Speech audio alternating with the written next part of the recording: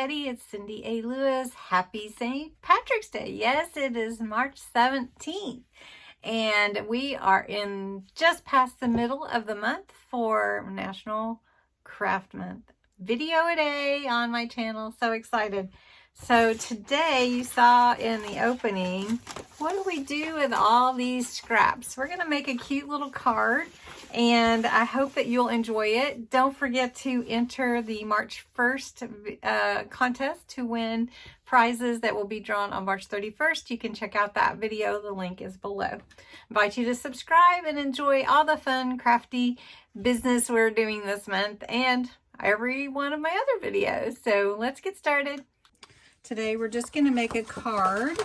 This is your regular 5x7 card. We're going to have a mat with black. So I'm telling you the easy part first. So 5x7, we need a 4 3/4 by 6 3/4. And 4 3/4. Okay, so that is going to mat onto our card. Right. Then we need to come down another 1/4 inch. So we're going to do 6 1/2. And this is just plain white cardstock. Let's see, 4 3/4. So we're going to do 4 1/2. All right. And this one will mat to that. Okay. Now, but we're going to use our scraps. Let's set that aside.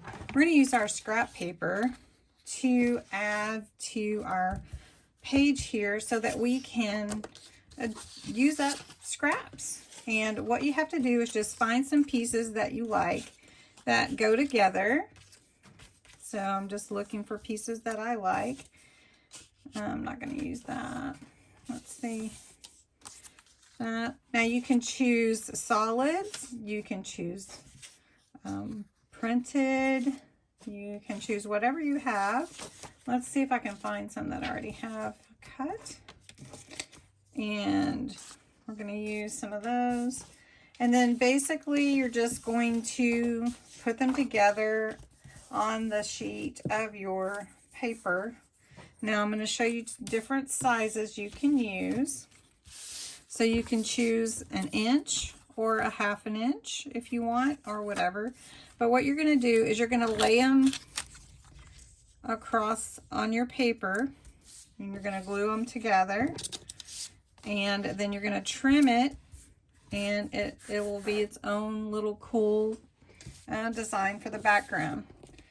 So you just pick the papers that you want, that you feel like go together. And so we want all of our papers to be the same width, right? 1 inch. So these are 1 inch.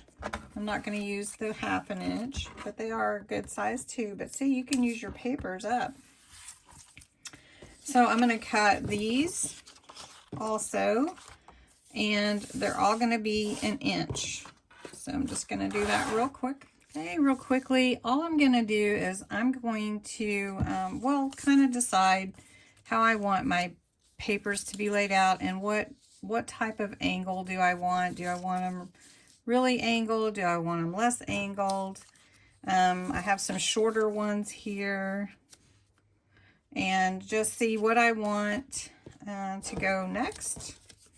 And if it's long enough or short enough, you know, like for these longer spaces, you're going to need a longer piece.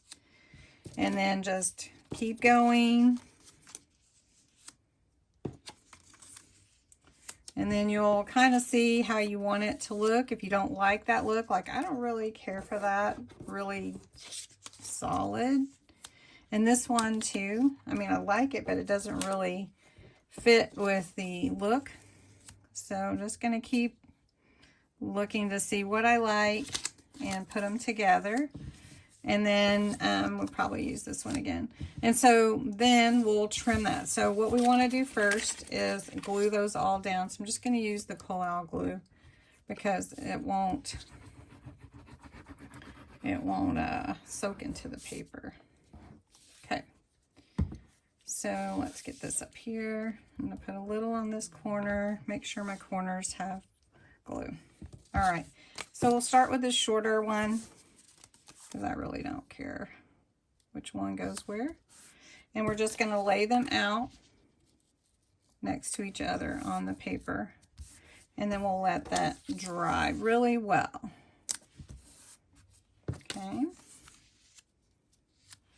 Because it doesn't matter what goes over, we're going to trim that.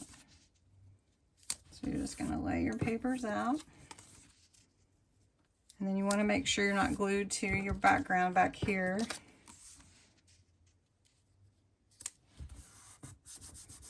And then we'll use this polka dot again. Okay. Now I've got them all glued down, and you can see where they come over, and we're going to trim that, but we're going to let this dry first. That gets in there. All right, once your paper's dried, you just need to trim it along the edges of your paper. So I'm just going to do that. And this is a great way to use up your scraps. It's just really as simple as that. But now I want to add a little white embossing onto my card with this beautiful butterfly stamp. So I'm just going to take that stamp off and find out where do I want it. Maybe something like that, or maybe something like that. And then have a sentiment. Just have to decide where you want it. And then I'm going to stamp that with some translucent clear. And then I'm going to use the, I'm actually going to use white embossing. All right, so I've got my stamp on my block here, and I'm just going to put my translucent. You can use this for resist printing, and you will love how that works with your inks. Now before I put it on there, I'm going to use my de-staticker. This is just like an anti-static cloth with some powder in it. I'm going to take my butterfly and I'm going to put it this way. And we'll put our message up here. Let's see if you can see that at all. Really can't see it, can you? All right, so I've poured my white embossing and you can see my butterfly on there. So we're going to use the heat tool and we're going to melt that embossing powder.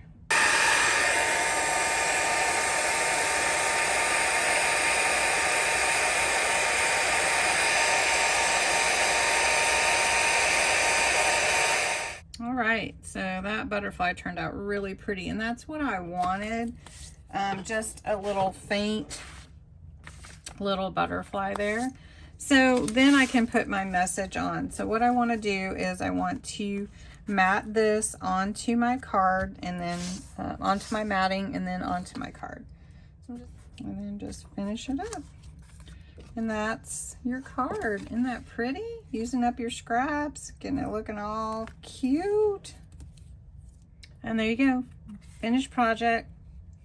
And you can, of course, put your sentiment on the inside, but that's just using up scrap paper to make a fun background for a new card. So I hope you enjoyed this craft. Give it a thumbs up, comment, share, subscribe. Appreciate you. Have a great day.